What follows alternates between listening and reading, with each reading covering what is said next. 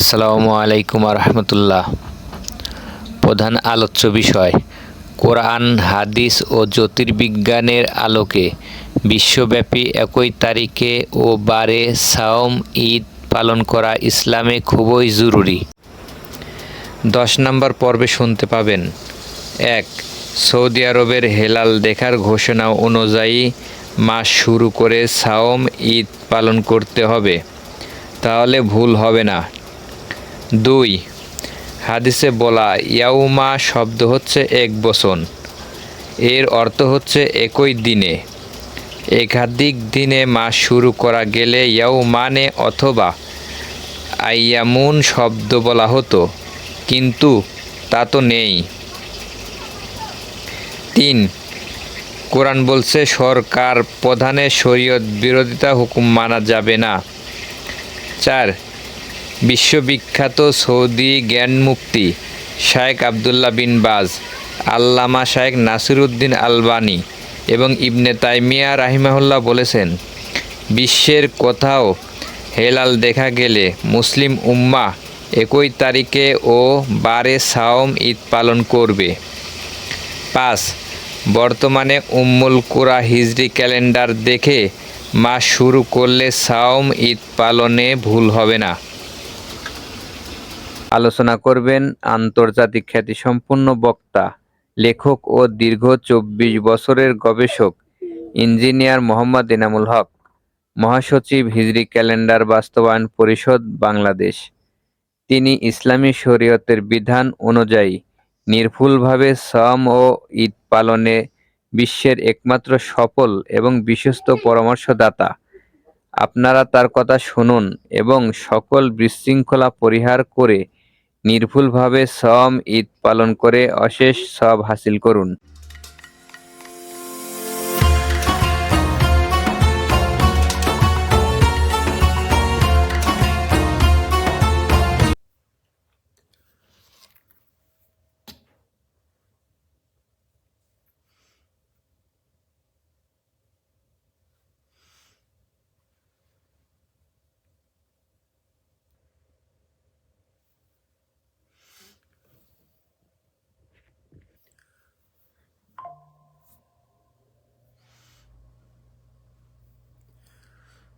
नहमदु व नसल्ली अला रसूलिल करीम व अम्मा बाद अऊज़ु बिल्लाहि मिनश शैतानिर रजीम बिस्मिल्लाहिर रहमानिर रहीम। উপস্থিত শ্রোতা এবং দর্শক মণ্ডলী, আসসালামু আলাইকুম ওয়া রাহমাতুল্লাহি ওয়া বারাকাতুহু। আজকে আমার এই ভিডিও প্রোগ্রামের 10ম পর্ব।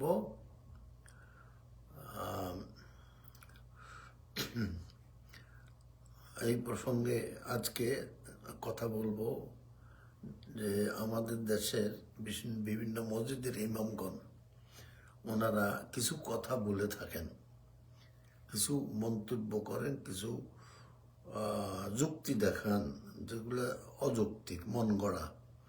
সেই যুক্তি অল্প কয়েকটা যুক্তি নিয়ে আমি কথা বলবো। প্রথমে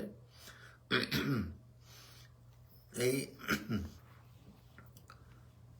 মন গড়া যুক্তির প্রথমটা হইল, তারা বলে থাকেন, ওনারা তো মনে করেন ওনারা মুফতি, মাওলানা, হাফেজ, কারি এবং সব কিছুই ওনাদের কোয়ালিফিকেশন আছে। আমার তো অতটা নেই, তাই হয়তো আমি যা বলি ওনারা মনে করেন সব ভুল বলি। যাই হোক, আমি যেগুলো বক্তব্য রাখতেছি আপনাদের সামনে, তো যদি ওনারা দেখেন তো ওনারা এর মধ্যে কয়টা ভুল আছে সেটা যদি আমাকে উল্লেখ করে বলেন তো আমি খুবই উপকৃত হব। আর ওনাদের কথায় যে জনগণ বিভ্রান্ত হচ্ছেন সেটা ওনারা জানেন না। আর যারা শুনছেন এবং ওনাদের কথা মেনে একদিন পরে রোজা ঈদ করতেছেন, ওনারাও মনে করেন হুজুরগণ কোরআন হাদিস সব জানেন, ওনারা কোনো ভুল করেন না, ভুল বলেনও না। তো যাই হোক, আমি মনে করি ওনাদের ভুলের কারণেই 70 থেকে 80% মানুষ বাংলাদেশে প্রথম রোজা নষ্ট করে এবং শেষ রোজা হারাম রোজা করে। এটা ওনারা যেদিন বুঝবেন সেই দিন হয়তো এই সংশোধনটা মানে আসবে, মানুষ জানতে পারবে, বুঝতে পারবে। যাই হোক, আমি কথা বাড়াবো না। ওনারা বলে থাকেন একটা ভ্রান্ত দল সৌদির সাথে সাওম ঈদ পালন করে। তো ওনারা বলে, ইমাম সাহেবগণ মুসল্লিদের উদ্দেশ্যে বলে থাকেন বর্তমানে একদল লোক বের হয়েছে, তারা সৌদি আরবের সাথে সাওম ঈদ পালন করে। তারপর বলেন, আমরা কি ওই দেশের সাথে একই সময়ে ইফতার করি অথবা একই সাথে সালাত পড়ি? উত্তর ওনারাই বলে দেন, না। তাহলে আমরা তাদের সাথে তাদের সাথে একই দিনে সাওম ঈদ পালন করব কেন? কি অকাট্য যুক্তি! এটার উত্তর একটু পরে বুঝতে পারবেন। এই ভুয়া যুক্তির পাল্টা প্রশ্ন হচ্ছে, বাংলাদেশের সকল জেলার মানুষ একই সময়ে ইফতার করে না, একই সময়ে সালাতও পড়ে না। সময়ের ব্যবধান প্রত্যেক জেলায় জেলায় আছে, এটা তো আপনারা সবাই জানেন। তারপরও এই সকল জেলার মানুষ যদি একই দিনে সাওম ঈদ পালন করতে পারে, তাহলে বাংলাদেশ, সৌদি আরব সহ সারা বিশ্বের সাথে একই দিনে বা একই তারিখেও বারে সাওম ঈদ পালন করতে পারবে না কেন? এবার উনি কি বলবেন? এবার তখন ইমাম সাহেব বেকায়দা পড়ে বলবেন, সরকার হুকুম দেয় বলে আমরা একই দিনে করি। চলে গেল। আর দলিল কোথায়? সেটা হলো কুরাইবের হাদিস।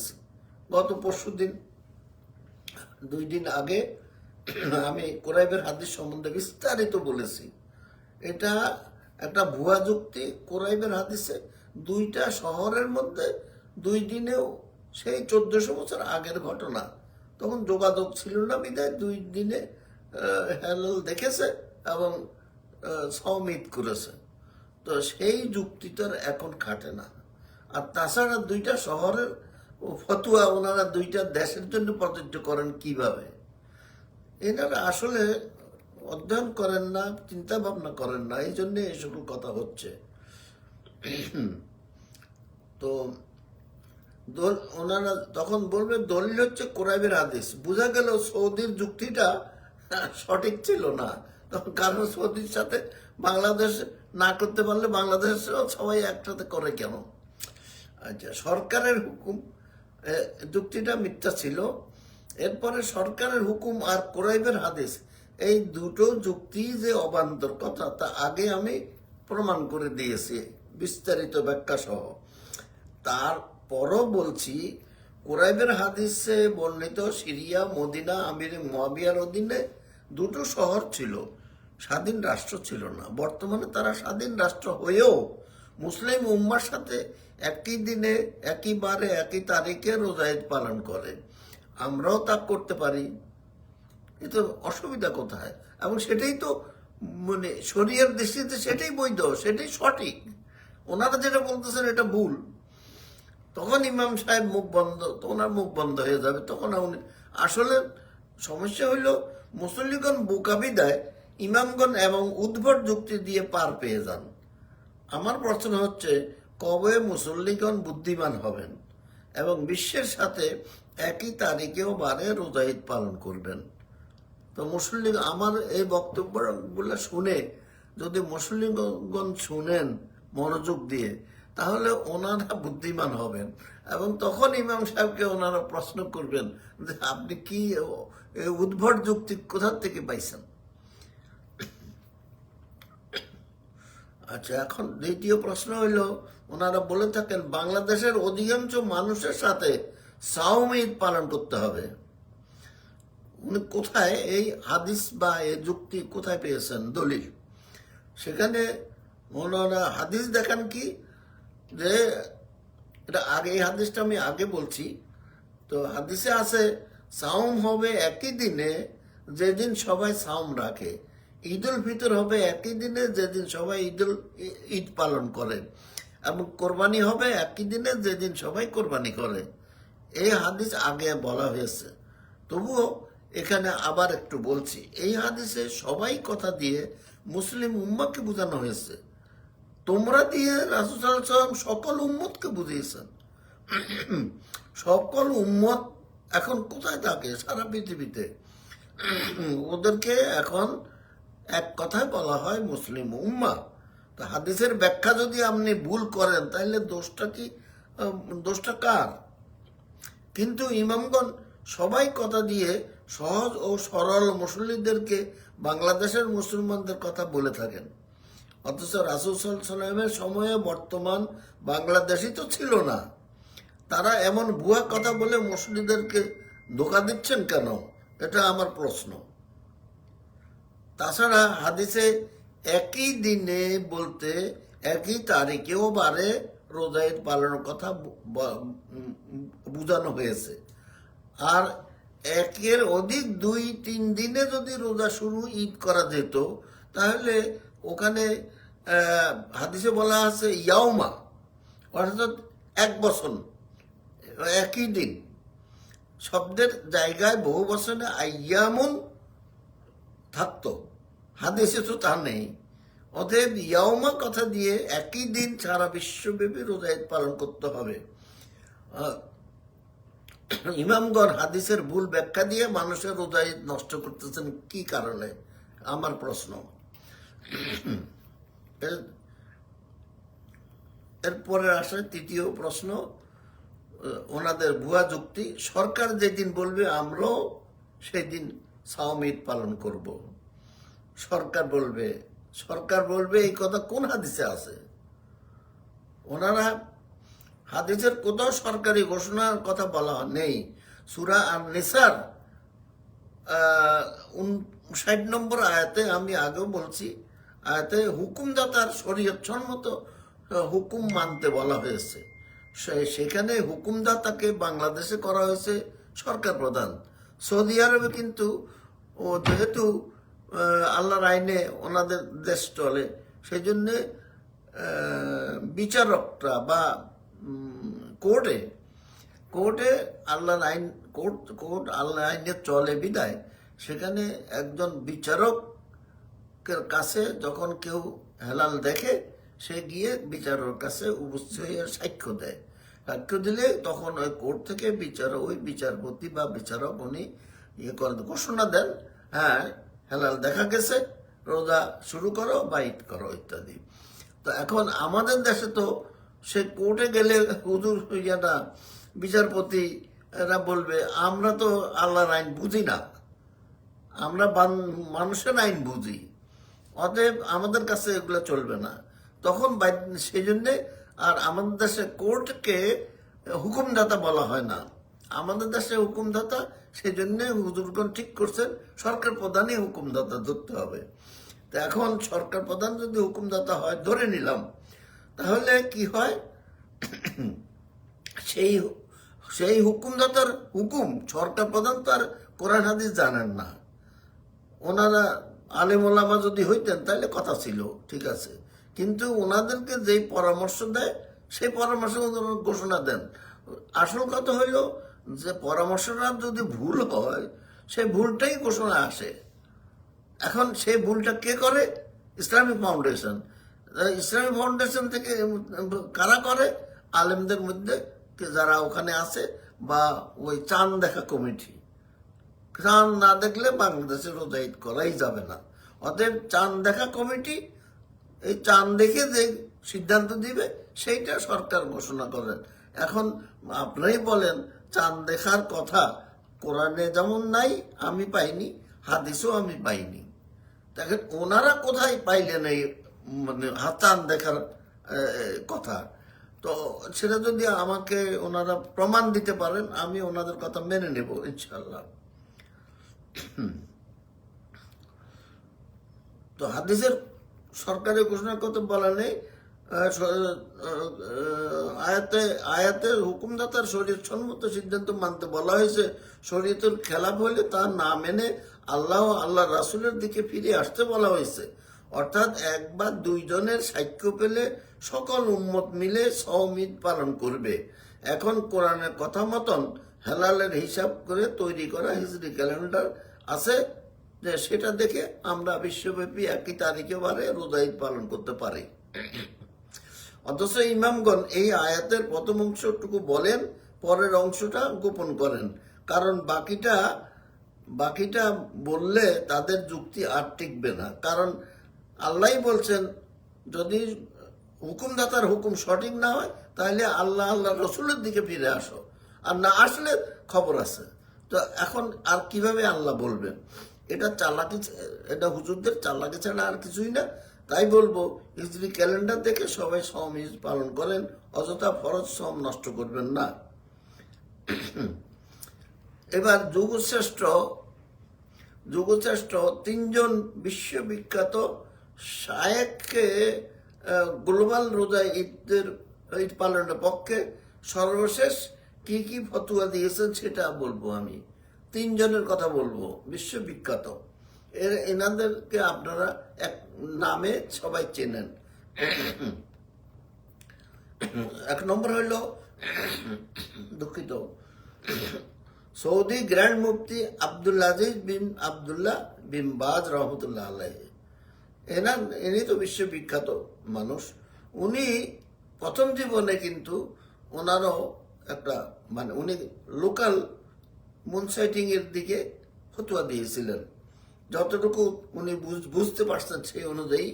এবং উনি দেশে দেশে হেলাল দেখে বা চাঁদ দেখে রোজা ঈদ করার পক্ষে মত দিয়েছিলেন। কিন্তু উনি চিন্তা গবেষণা করতে করতে শেষ বয়সে মৃত্যুর কিছুদিন আগে উনি এই ফতোয়া দিয়ে যান। সে ফতোয়াটা কি? সঠিক কথা হলো, নতুন চাঁদ দেখার নির্ভরতা, এই বিষয়ে উদয়ের ভিন্নতার গ্রহণযোগ্যতা নেই। মানে হলো, হেলাল কোথায় উদিত হলো না হলো সেটার মধ্যে কোনো পার্থক্য হবে না। বিশ্বের যে কোনো জায়গায় হেলাল উদিত হলে সেটা গ্রহণ করতে হবে। কেননা নবী করিম সাল্লাল্লাহু আলাইহি সাল্লাম উনি বলছেন, নতুন চাঁদ দেখার নির্ভরযোগ্যতার নির্দেশ দিয়েছেন। এর মধ্যে কোনো এলাকা বা দিনের পার্থক্যের কথা বলেননি। সহিহ হাদিসে এসেছে, রাসূল সাল্লাল্লাহু আলাইহি ওয়াসাল্লাম ইরশাদ করেন, নতুন চাঁদ দেখার ভিত্তিতে তোমরা সাওম রাখো এবং নতুন চাঁদ দেখার ভিত্তিতে তোমরা ঈদ পালন করো, সাওম ভঙ্গ করো বা ঈদ পালন করো। যদি নতুন চাঁদ তোমাদের কাছে অদৃশ্য থাকে তবে মাস পূর্ণ করো। এই হাদিসে কিভাবে রমাদান মাস শুরু ও শেষ করতে হবে সেই কথাই বলা হয়েছে। প্রতিদিন কিভাবে সূর্য দেখে রোজা রাখতে হবে সে কথা সূরা বাকারার 187 নম্বর আয়াতের অংশ মাঝামাঝি সেখানে বলা আছে, সূর্য দেখে রোজা রাখতে হবে। আর সেটা আমরা করেও আসছি, আল্লাহ রসুলও এইভাবে করেছেন, আমরা সেভাবেই করতেছি এখনো। এই বিষয়ে ইবনে বাজ রহমতুল্লাহ আলাইহ তার মাজমুয়ায়ে ফাতোয়ায় আরও লিখেছেন। আমি আরবিটা এখানে পড়লাম না, অর্থ বলতেছি।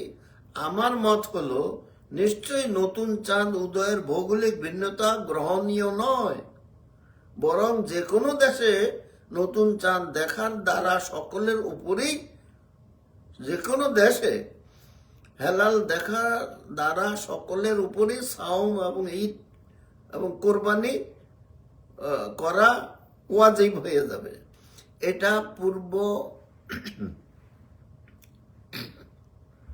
এটা পূর্বে আলোচিত হাদিস সমূহের সাধারণ সম্বোধন দ্বারা সাব্যস্ত। অর্থাৎ বিভিন্ন হাদিসে এই রকমের কথা আছে এবং সাধারণভাবে কথা আছে। আর আমি তো বললাম, তোমরা বলতে মুসলিম উম্মাহকে বোঝাচ্ছে। আগেকার দিনে ছিল রাসূল সাল্লাল্লাহু আলাইহি ওয়াসাল্লামের সকল উম্মত, তারা এখন সারা পৃথিবীতে থাকে, তাই মুসলিম উম্মাহ। অর্থাৎ হাদিসকে দেশ বা বিভাগের মতন দেশে দেশে ভাগ করলে তো হবে না। এটা যারা করেন তারা তো যে ভুল করেন তারা নিজেরাই বুঝেন না। মুশকিল হলো এখানে, ওনারা হাদিসকে সঠিক ব্যাখ্যা দিতে জানেন না। আর এটা পূর্বে আলোচিত হাদিস সমূহের সাধারণ সম্বোধনের দ্বারা সাব্যস্ত। আর এটা ওলামাগণের বিশাল এক জামায়াতের সিদ্ধান্ত। এটা মাজমুআয়ে ফাতোয়া 15/79 এখানে পাওয়া যাবে। 2 নম্বর, তামামুল মিন্না গ্রন্থে আল্লামা নাসিরুদ্দিন আলবানী রহমতুল্লাহ আল্লাহ বলেন, সে ওনার বক্তব্যটা আমি পড়লাম না, আর অর্থটা বলি। নতুন চাঁদ উদিত হওয়ার সংবাদ যতটুকু পৌঁছাবে ততটুকু তার আওতাভুক্ত হবে। তা কিছুতেই দূরত্বের কারণে কোনো দেশ, মহাদেশ বা অঞ্চলে সীমাবদ্ধ থাকবে না। আমার দেশের হুজুরা কি এর চেয়ে বড় আলেম যে ওনারা যেটা বলবেন সেটাই, সেই ফতুয়া দিবেন সেটাই সঠিক, এনাদের কথা মানা যাবে না? তো এই কথা বলা হয়েছে তামামুল মিন্না 1/398। তো এটা এখানে বুঝার তো কোনো অসুবিধা নাই, ব্যাখ্যা করব কি? এখন আসি এর পরের কথায়। তৃতীয় মানে স্কলার কি বলছেন, ফতোয়ায়ে ইবনে তাইমিয়া রহমতুল্লাহ আলাইহ, ফতোয়ায়ে ইবনে তাইমিয়া গ্রন্থের ফতোয়ায় বলা হয়েছে, সেটা আমি পড়লাম না, অর্থ বলছি। নতুন চাঁদ উদিত হওয়ার সংবাদ যতটুকু পৌঁছাবে ততটুকু তার আওতাভুক্ত হবে। তা কিছুতেই দূরত্বের কারণে কোনো দেশ, মহাদেশ বা অঞ্চলে সীমাবদ্ধ থাকবে না। ফতোয়ায়ে ইবনে তাইমিয়া খণ্ড 25 পৃষ্ঠা 107। এই সকল ব্যক্তির যে সকল ফতোয়া, এই ফতোয়াগুলোকে উপেক্ষা করে আমাদের দেশের হুজুররা ওনারা কোন অধিকারে যে দেশে দেশে চাঁদ দেখো, দেশে দেশে ঈদ করো, এই ফতোয়া ওনারা কোথায় পাইছেন? এটা তো হাদিসও না। ওনারা এই পাপের জন্য ওনারা কি তৈরি আছেন? আল্লাহ তাআলা যখন জিজ্ঞেস করবে তোমরা কেন এই সকল ভুল মানুষদেরকে পরামর্শ দিয়েছ, তখন তো ওনাদের কোনো জবাব থাকবে না। তো আমি বলবো যে মৃত্যুর পরে এই বিপদে পড়ার আগে আপনারা সবাই সাবধান হয়ে যান। তো এখানে আরেকটা কথা একটু না বলে পারি না, সেটা হইল আমাদের দেশের হুজুরগণ বা ইমামগণ ওনাদেরকে যতই বুঝাই ওনারা বুঝে যিনি বুঝেন, সবাই তো বুঝে না, যিনি বুঝেন তিনি বলেন এটা আপনি সরকারকে বলেন। তা সরকার যদি ঘোষণা দেয় মেনে নেব। এখন সরকারকে ঘোষণা দিব, সরকার ঘোষণা দিবে কিভাবে? ওখানে তো কিছু আলেম আছে যারা এই ভুল পরামর্শটা দেয়, চাঁদ দেখে রোজা রাখার কথা। তো ওনাদেরকেও বোঝানোর চেষ্টা করেছি আমরা 2017 সালে, এবং ওটার নেতৃত্ব দিচ্ছেন বর্তমান বাইতুল মোকাররমের খতিব, সম্মানিত খতিব মুফতি আব্দুল মালিক সাহেব। উনি কিছুতেই কোরাইবের হাদিসের বাইরে কথা বলবেন না। ও আর কোরাইবের হাদিস তো আমি বলছি ওটা অপব্যাখ্যা দেওয়া হচ্ছে, এটা দিয়ে দেশে দেশে রোজা রাখো, দেশে দেশে ঈদ করো, এটা কোরাইবের হাদিসের কাছেও নাই, এটা ভুল ব্যাখ্যা। এবং যেই কোরাইবের হাদিস সিরিয়া ও মদিনার ঘটনা, তারা তো এটা মানে না, তা আমরা মানব কেন?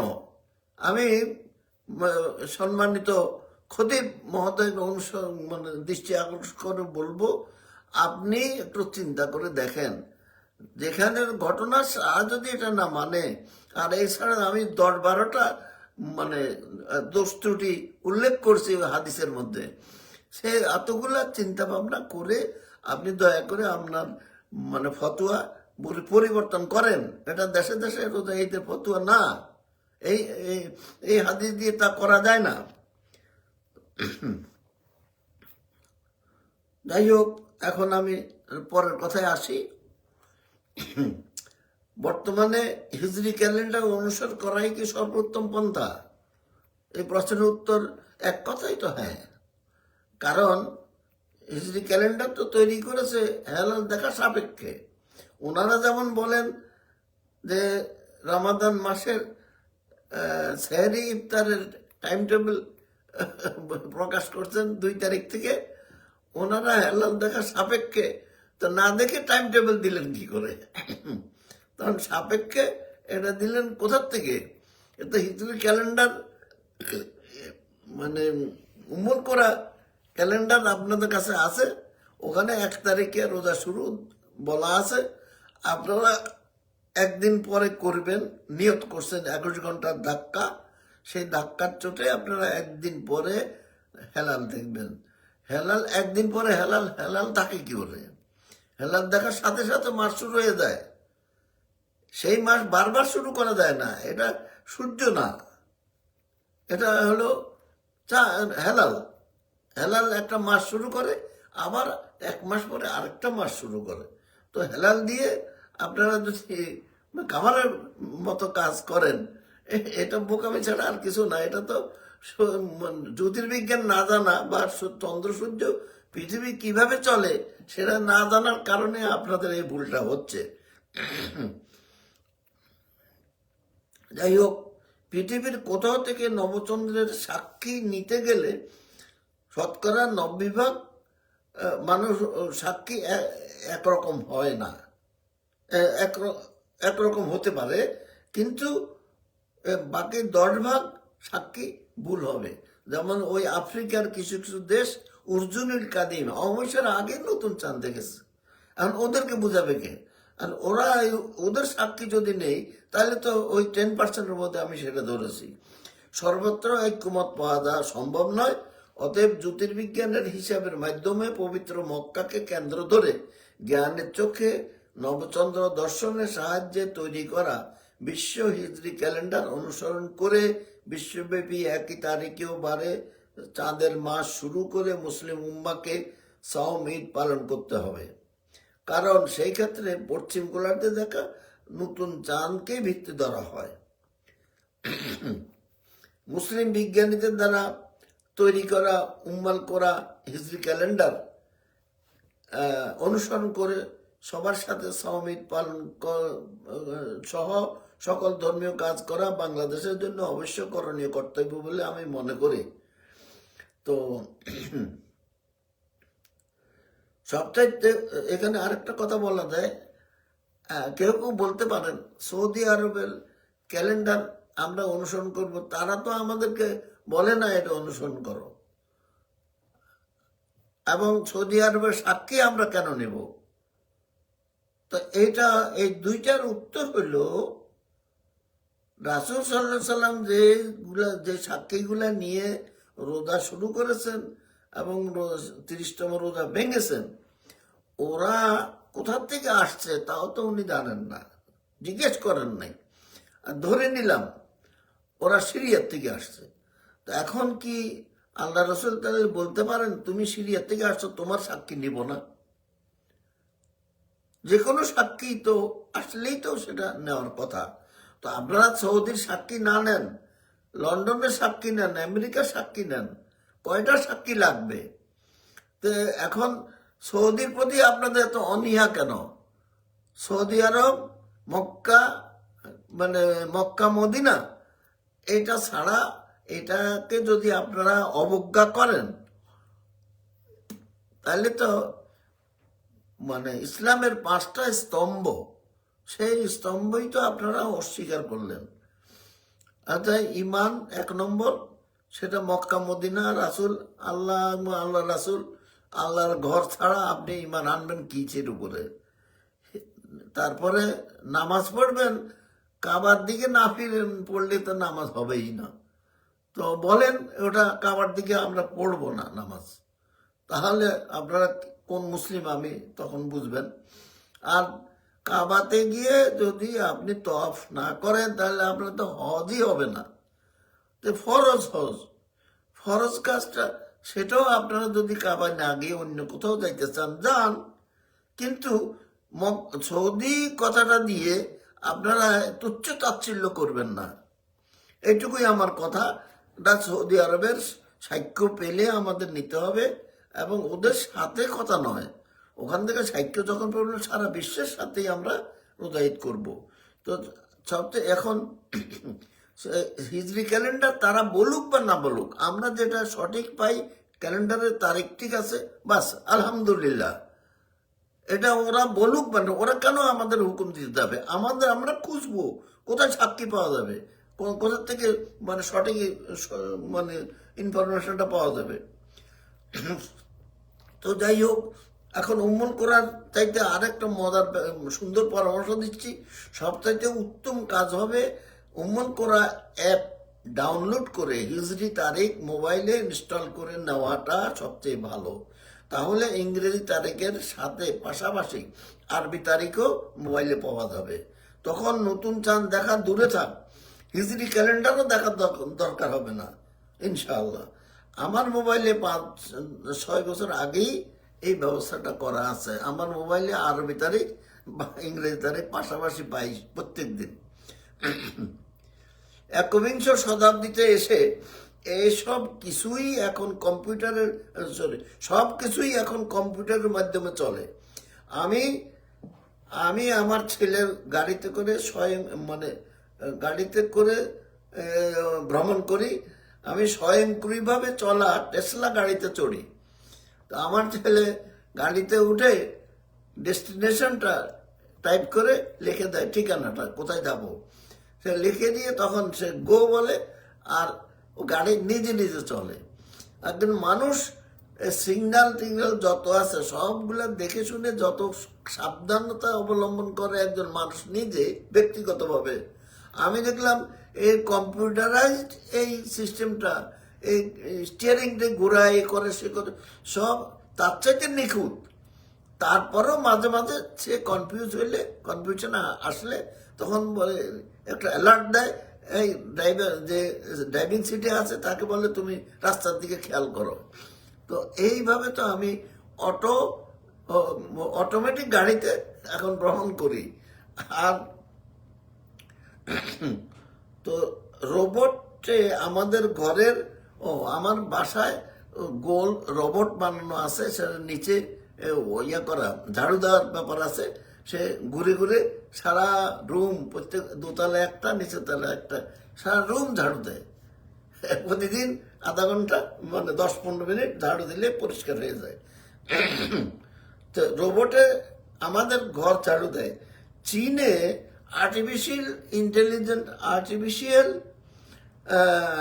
ইন্টেলিজেন্স দিয়ে মেয়ে বানানো হয়েছে। সেই মেয়ে ছেলেরা গার্লফ্রেন্ড হিসাবে নেয়, এটা হিসাবে বাসায় রাখে এবং এরা গার্লফ্রেন্ডের মতোই সব কিছু করে, শুধু বাচ্চা দিতে পারে না। এখন আমি হুজুরদের উদ্দেশ্যে একটা অনুরোধ করব, আপনারা এই আর্টিফিশিয়াল ইন্টেলিজেন্স দিয়ে করা এই মেয়েকে বিবাহ করা যাবে কিনা আপনারা সেই ফতুয়ার ব্যবস্থা করেন। এইটা ভবিষ্যৎ, এখন তো একবিংশ শতাব্দীর যুগ। তো এখন এই সমস্যার সমাধান দেওয়ার জন্য আপনাদের কাছে অনুরোধ দিলাম। আপনারা তো মুফতি, বড় বড় মুফতি, দেখি আর্টিফিশিয়াল এই মেয়ে যে বাচ্চা দিতে পারেন না শুধু, আর সব কিছু করতে পারে, তাকে বিয়ে করা জায়েজ হবে কিনা এই ফতুয়া আপনারা দিবেন ইনশাল্লাহ। তো আমি আমার বক্তব্য শেষ করছি। আলহামদুলিল্লাহ, আখির দাওয়ানা আলহামদুলিল্লাহ রাব্বিল আলামিন। সুবহানাল্লাহ ওয়া বিহামদিহি সুবহানাল্লাহিল আযীম। আসসালামু আলাইকুম ওয়া রাহমাতুল্লাহি ওয়া বারাকাতুহু।